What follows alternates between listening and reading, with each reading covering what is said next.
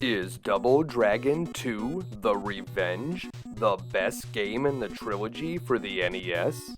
With 9 missions compared to the original's 4, and the addition of the 2-player co-op mode that was so conspicuously absent from the first, Double Dragon 2 may not just be the best game in the series, but it's one of the best beat-em-ups ever made. After the massive success of the original Double Dragon, designer Yoshihisa Kishimoto saw an opportunity to make even more money by creating an upgrade kit for the original arcade game.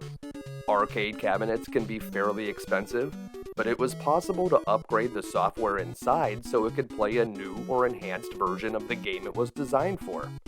Many popular games had upgrade kits, like Ms. Pac-Man, that would bring fans of the original back to the machine and take more of their quarters. What started out as an upgrade kit quickly got too big and turned into a full-blown sequel.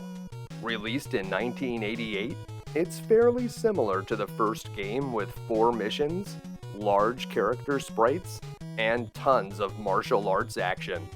This time everything is cranked up a notch, with more enemies, more weapons, and more violence. If you thought the beginning of the first game was messed up, this one starts with a brutal murder carried out boldly in broad daylight as our heroes are trapped behind a garage door just inches from the crime scene. Those guys are going to have to pay, and so begins the Lee brothers' quest for revenge. There's no happy ending this time. Sure, the bad guys all got a savage beating, but no amount of bloodshed would bring back Marion. Kishimoto did make one major change for the sequel. Instead of having buttons for punch and kick, there were just buttons for attacking left or right, and your attack could change depending on the context. This control scheme is very similar to one Kishimoto used for an earlier Kunio game, and while it works just fine, is a strange departure from the original. The arcade game was a success, so they certainly wanted to create a home version for the NES. Much like what they did for the original, the NES game has more simplistic graphics but is otherwise an enhanced version of the arcade game. Double Dragon 2 for the NES starts off similarly to the arcade version, and eventually comes back to a familiar level at the end, but in between there is an entirely new game. The NES version was directed by Hiroyuki Sekimoto, who would go on to direct the fan-favorite River City Ransom.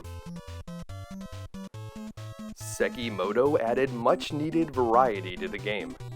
Now the levels featured exciting areas like where the ground gives way to a pit of spikes, or the interior of a flying helicopter with an open door that you can knock your enemies out of.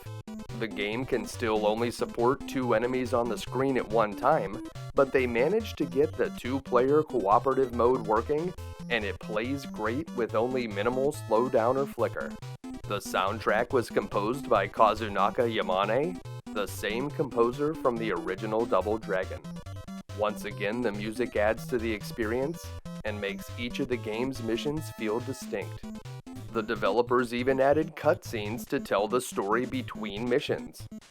While they're much shorter than the ones in Ninja Gaiden, the arcade version of Double Dragon 2 doesn't have much of a story at all, so this is certainly a welcome addition. This time Marion is killed by ninjas instead of bullets, and the ending is much different. The NES version was a massive success when it released in 1990, and publisher Acclaim ensured it would sell well by aggressively marketing the game. There were TV commercials and ads in comic books and magazines. They even licensed one of those Tiger handheld games. In modern times, Double Dragon 2 is still well regarded by fans and critics. When IGN created their list of the top 100 NES games of all time, they ranked Double Dragon 2 at number 83. If you want to play Double Dragon 2 on a modern platform, it is preloaded on the NES Classic Mini, and is also one of the games included with the Switch's online service. That version even has online multiplayer and is easily one of the best two-player games the service has to offer. Modern players that attempt this game will still have to deal with all of the challenges the NES is notorious for. They only give you 4 lives to complete 9 missions, and there are some insane platforming challenges that can lead to instant death. Getting a game over will send you all the way back to the beginning, and unless you play on the highest difficulty mode, you won't even get the opportunity to fight the final boss. But what if I told you an easy way to start the game with 8 lives instead of the usual 4? What if I showed you secret codes that will allow you to continue if those lives run out? And what if I showed you how to defeat all of the game's difficult bosses? Even the Shadow Warrior himself? Well, on today's episode of You Can Beat Video Games, we'll learn all of that and more. If you're new to the channel, we're doing deep dives on retro video games and giving you the professional strategies that can be used by the casual gamer. Please make sure to subscribe and click the bell for notifications so you don't miss any new videos. Let's get started.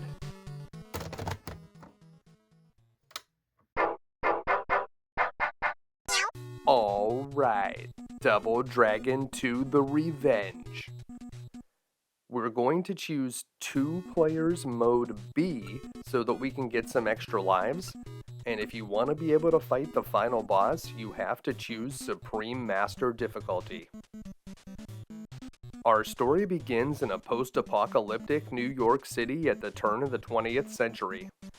It seems that ninjas were attacking the city, as ninjas do sometimes, and Billy's girlfriend Marion is murdered.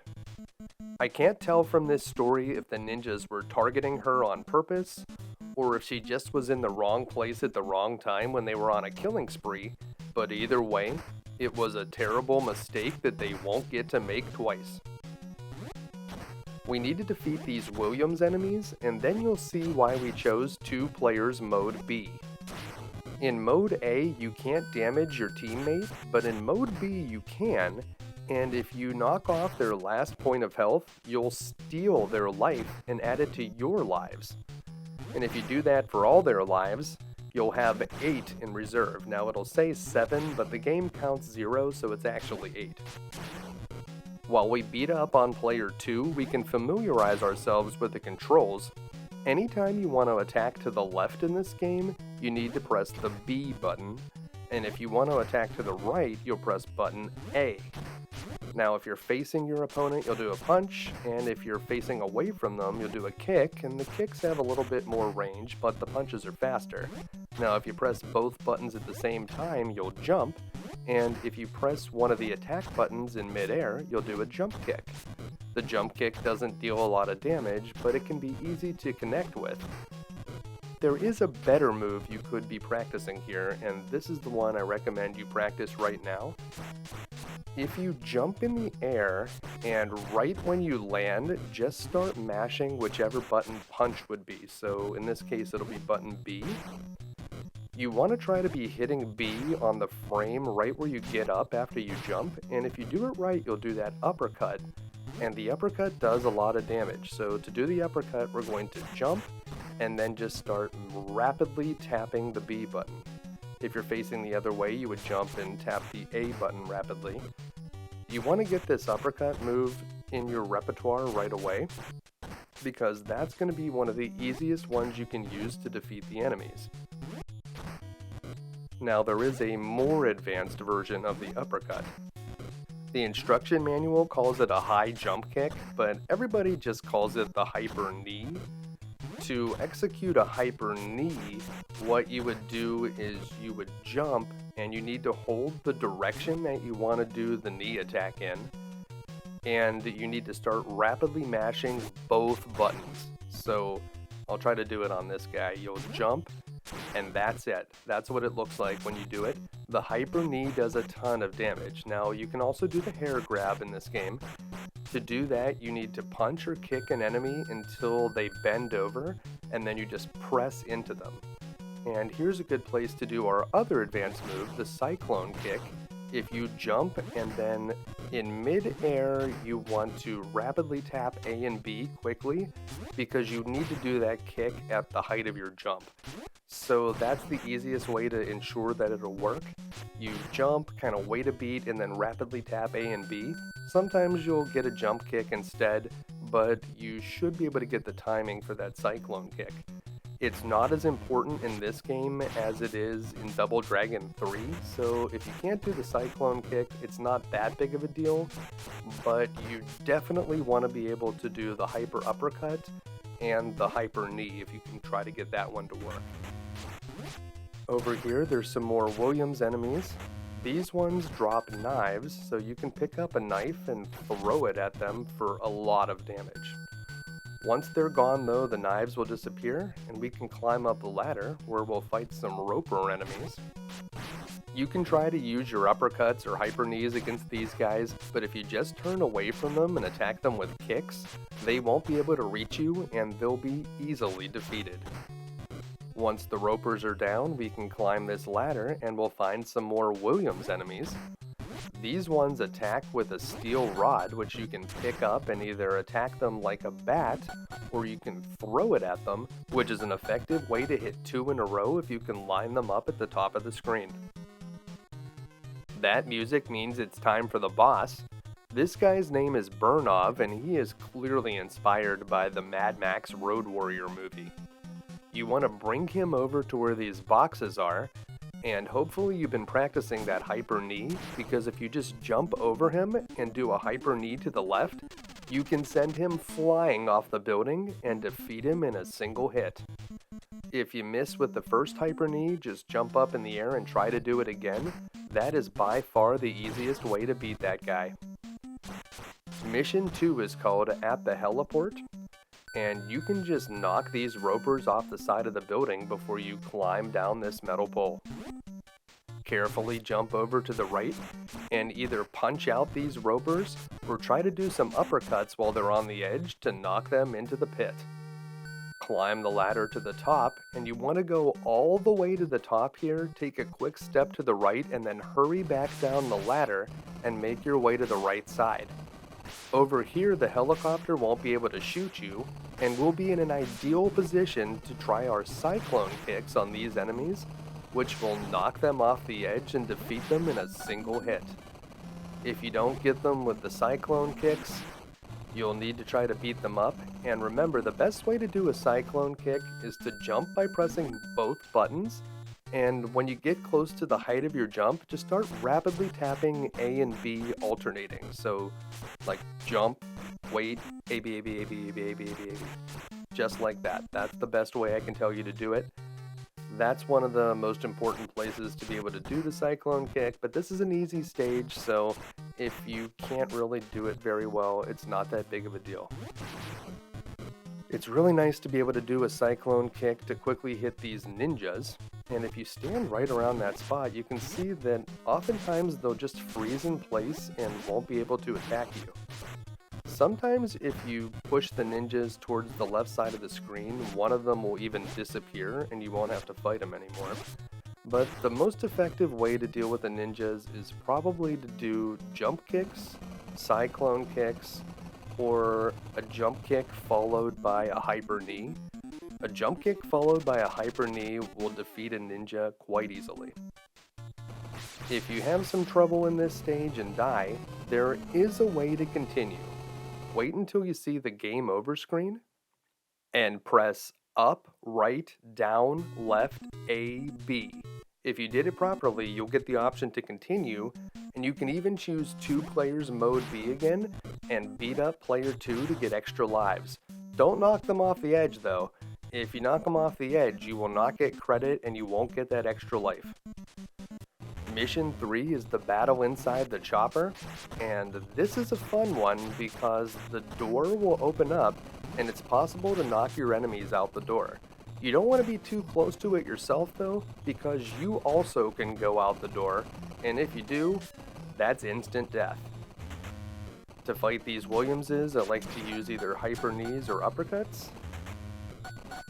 You can also attack them with their steel pole, and this enemy is known as Bolo.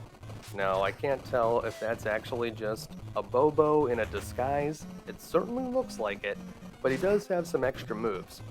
You want to try to get him near the door and give him a couple punches so that whenever it opens up, he'll go flying right out it. You should be close enough now. This guy is very easy to coax out the door. Once you defeat 2 Bolos, the stage is over, and we'll be on to Mission 4. If you die in Mission 3, you can use the same continue code that we used for Mission 2. So, it doesn't matter what mission you're in, there could be some different codes, but it's the same one for the first 3 levels. You want to watch out, these ropers can actually throw a projectile at you if you're not careful. Once the ropers are defeated, we're going to have to face some Lindas. The Lindas are a good bit more aggressive looking here in the post-apocalypse. And while we will fight some Lindas that wield their traditional weapon, the whip, the ones here in Mission 4 could be equipped with grenades. If you see a Linda that throws a grenade, you can throw it back at them, but you want to make sure that you're far away from that grenade when it starts flashing because you don't want to be on top of it when it explodes. It can do quite a bit of damage. Once the Lindas are defeated, head into the elevator. The ceiling is very low down here, and that's going to limit what moves we can use. These enemies are called right arm mans, and you want to face away from them and attack them with kicks, and when you see them bent over, you can try to get them in a hair grab move, or just knock them down with the kicks and keep them far away from you. Either way, they shouldn't be able to get too close to you if you're doing the kicks. These guys can only punch, and once they're defeated, we'll fight a mini-boss. This guy's name is a boar. The best way to deal with a boar is to knock him down with your kicks, and then if you get right on top of him, you should be able to rapidly punch him out. So just stay right on top of him and rapidly punch. And we will move on to this area where you need to get under these claws whenever they retract. I think they might have stolen these from Contra. They look awfully similar. So wait until it retracts and then go under. And in this zone, there's a little bit of space in the middle if you want to do attacks that require jumping, but we can fight the Lindas here that drop the grenades. Sometimes you can actually lure them into the grenade, so that's kind of a fun way to fight them. And these Williamses will drop just a stream of knives, so almost anytime you knock one of these guys down, you may be able to get a knife out of them. Use those whenever you can, and try to avoid taking a knife yourself.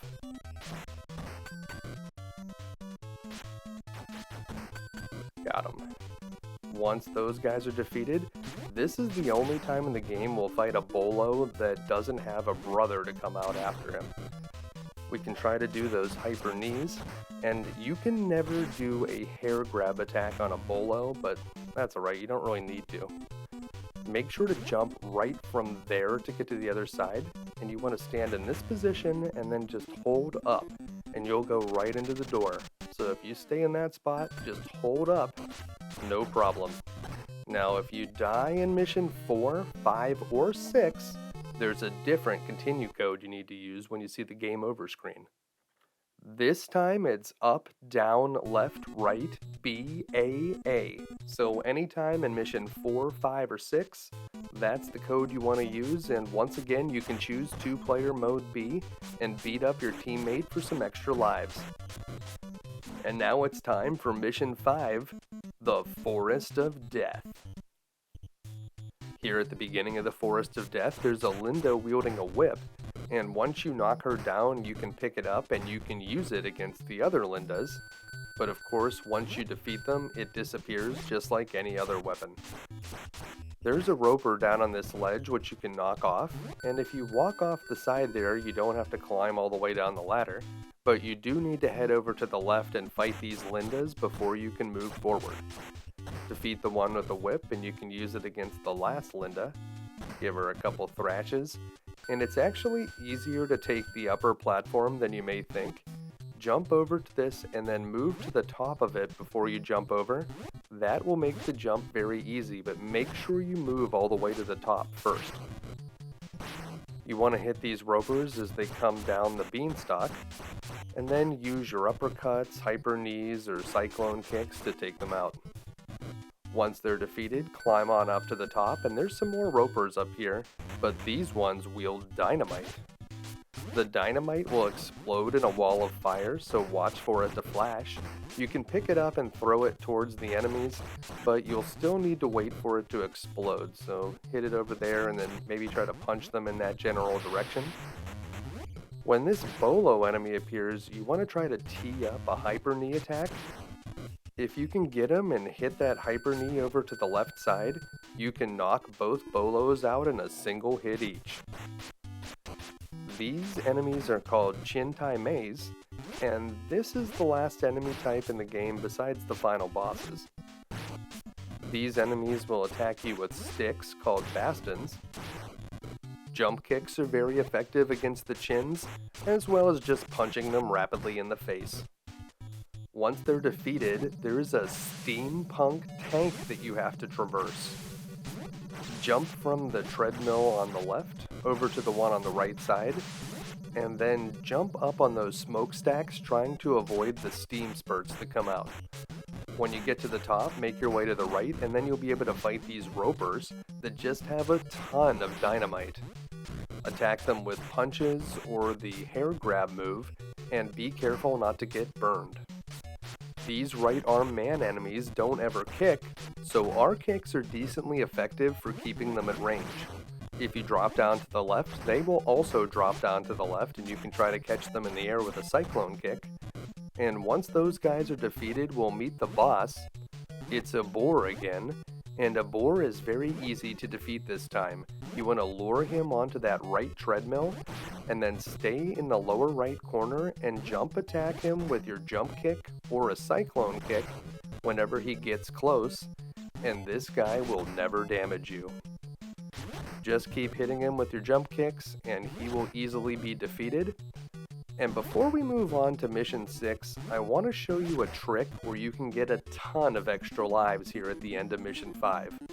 You need to be on your very last life and down to your last bit of health, but if you jump up and get hit by that top steam while the steampunk tank is all the way out to the left, you'll fall onto the lower treadmill, and if you hold to the right, you'll bounce off it a few times and you'll come back to life with just a ton of lives. Now, it can be tough to set this up, so this is not as reliable of a trick as just beating up your partner or using the continue codes, but it is a fun one to try. There are deadly Yoku blocks here in the Mansion of Terror. Jump to the one on the right as soon as it appears, and jump to the left whenever you see it start to flash. Even if you don't see a block already there on the left, just make the jump and you should be safe. When you get over here onto the left side, you'll have to fight some right arm man enemies. Use your uppercuts, your hyper knees, or whatever you got to defeat them, and once they're gone, you'll be attacked by 2 of those Chintai Maze, which as you may recall can be effectively dealt with by rapidly punching them in the face.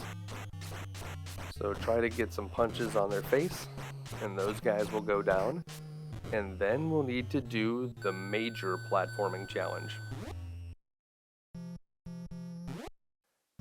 Get up here, and you're going to want to wait for the platform to appear, and as soon as you see it, you need to jump to it. So wait for it and then jump, and then on this one you need to jump off quickly because it flashes, but on these ones you want to wait until it flickers. As soon as it flashes, that's when you need to jump, and that's how you beat that part. So you jump to each platform, wait for it to flash, and then jump to the next one. That'll get you to the top. Before we begin mission 7, we hear Marion's voice, and if you jump from the far right of that platform and hold right, you should make it to that little platform, and you just want to walk to the end of it and jump over to the door. That's the easiest way to get through that tricky platforming challenge. You know what we want to do to burn off here. Try to get him with a hyper knee and knock him off the edge. There we go. If he falls down into the spikes, he'll be instantly defeated.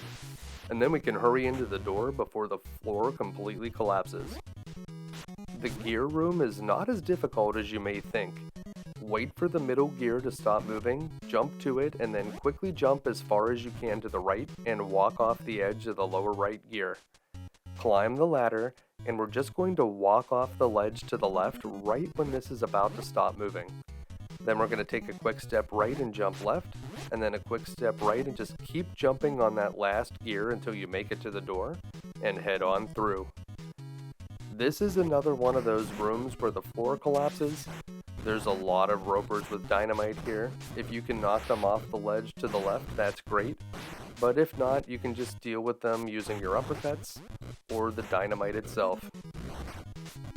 Keep fighting them, you should have enough time to defeat them all. It seems like the floor is disappearing rapidly, but there's really not that many enemies here. There's only one roper left. We can maybe get him with our hair grab attack. And it is possible to throw him over your shoulder, which is another way to get him into the pit. Once they're defeated, head on in, and this is the gauntlet. We're going to have to fight 3 of a lot of different enemy types, starting with Williams, and these guys are loaded up with knives, so whenever you have a chance, grab a knife and throw it back at them. There will be plenty more where that came from. Also, try to avoid getting knifed yourself. You don't ever want to stand directly across from a Williams that's far across the screen from you. Take that knife and put it in his face. Another knife ought to do it. And next we have 3 ropers that we need to defeat, although you only have to fight 2 of them at a time. These guys have their dynamite again, so you can try to get them with the hair grab attacks, or you can try to knock them into the exploding dynamite. That's another fun way to deal with the ropers. Finish them off. Once we defeat the last roper, we're going to have to fight 2 Chin Tai Meis, and we won't have to fight a third one of these once we defeat one of them. Remember from previous fights that it's very effective to get up close and personal with them and just punch them out, and that's the easiest way to defeat them here again. Once they're gone, we have to fight a particularly nasty set of right arm men. Remember that they never do kicks, so you can actually keep them at distance by using your own kicks, and that's probably the best way to fight these 2 guys. In previous times when we fought the right arm men, we would do the hair grab, but now they can actually break out of it, so you may not want to use that move unless you've really damaged these guys already. Also, you need to be careful when you're in this room in general. Don't drop off the bottom of the screen. If you walk all the way down there, that's actually instant death. Just keep kicking this guy and eventually he'll go down. And once you defeat the right arm men, we'll meet the boss. It's a boar again, and this is a very difficult boar. Use your uppercuts or hyper knees or just jump kicks to knock him down, and then get up on top of him and try to punch him out rapidly. Sometimes he will hit you with a karate chop though, and you'll have to try to knock him down again and then get on top of him and punch him out. If you need to use a continue code at mission 7, 8, or 9, you need to have controller 2 hooked up, and when you see this game over message, press AABB down, up, right, left on controller 2 to get the continue message to appear. Remember, you can once again choose 2-player mode B so that you can start out with 8 lives once more. And we've made it to mission 8. The Double Illusion. This is really the final stage. Mission 9 is just a boss. We have 2 Chin Tai Meis to fight here at the beginning. Try to use your jump kicks, or if you can get close enough, just punch them out. If you were playing on the Warrior difficulty instead of Supreme Master, this would be the final mission, and you wouldn't get to play the final boss in Mission 9, and you don't get to see the true ending. It just tells you that you need to play on Supreme Master difficulty. But if you are struggling with Supreme Master, you may want to try Warrior. The enemies will be easier, and the platforming challenges are equally difficult no matter what mode you choose. So maybe it would be good to ease your way into the game by using the Warrior mode first, if Supreme Master is just too tough to begin with. Make your way down here. You don't actually have to take the ladder, you can just drop down to the right, and there's an Abor enemy here. I like to try to keep him on the right side of the screen, and then either use the Hyper Knee attack, uppercuts, or whenever he gets close, just punch him. And pretty soon you'll be fighting a Bolo, which I also like to keep on the right side of the screen. Remember that neither of these large enemies can be caught in the hair grab move, so you'll just want to use your regular attacks, your kicks, your uppercuts, your hyper knees, whatever you got. Take out this Bolo on the right side of the screen, and we will move on to the final part of the stage. Stay on this line. We're about to get attacked by two ninjas. You want to jump attack them, then hit them with a hyper knee. That can be easier said than done, and we'll have to defeat 4 of them before we move on to the final boss. Was one of those the ninjas that killed Marion? It doesn't matter, because it's time to fight the Doppelganger. The Doppelganger knows all of our moves and a few extra ones, like when he disappears, if you're not jumping, he can catch you and do a bunch of punches. So whenever he disappears like that, you want to start jumping around and you may be able to avoid it. Otherwise, you want to be jumping a lot anyway because your hyper knees and your hyper uppercuts are going to be the most effective moves against this guy. Both moves deal a ton of damage, so it only takes a few knees or a few uppercuts to finish this guy off. And that's it. We're on to the final mission. Wait a minute, is Marion alive? Mission 9 is the final confrontation. Well, it seems that Marion was an illusion. This guy is known as the Shadow Warrior, and he's the final boss of the game. He says that we're no match for his illusions, but he's no match for us. The Shadow Warrior can turn invisible and then deal you a bunch of damage, but if you keep up the pressure on him, he won't have a chance. You want to use your hyper uppercuts and your hyper knee attacks to work him over into the upper right hand corner of the screen, where he'll keep on trying to get back into the screen, and he won't be very effective up there. You should be able to pummel him from this position with everything you have, so give him as many hyper uppercuts and hyper knees as you can, and it won't be long before the background changes, and that's when you'll know you have him on the ropes. There's the background change. Keep him in the upper right corner and just try to do as many hyper knee or hyper uppercut attacks as you can. Obviously the hyper knees are better, they deal more damage, but if you can get him with some hyper uppercuts, those are pretty good too. If you see him do that flip, you can counter it with a jump kick, and that'll keep him over on the right side. And that's it. When the screen turns gray, the Shadow Warrior is defeated, and we've done it. We've beaten Double Dragon 2.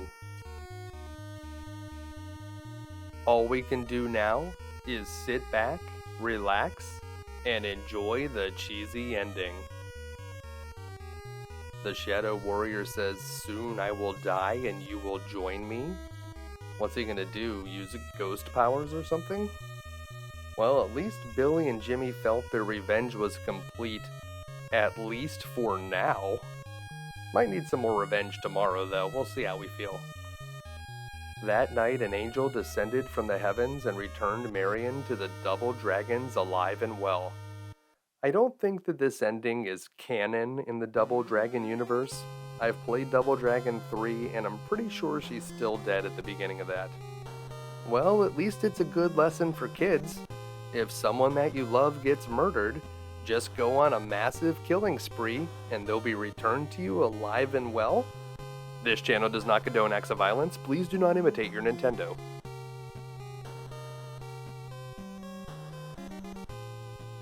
Well, I hope this video was able to help you finally beat Double Dragon 2 The Revenge, and put an end to the Lee brothers' quest for vengeance, at least for now. If it did, make sure to give it a like, and make sure to subscribe for more videos. Because there will always be more shadowy ninja organizations to defeat, and that's why we'll be back again next week with another video game you can beat. Thanks for watching.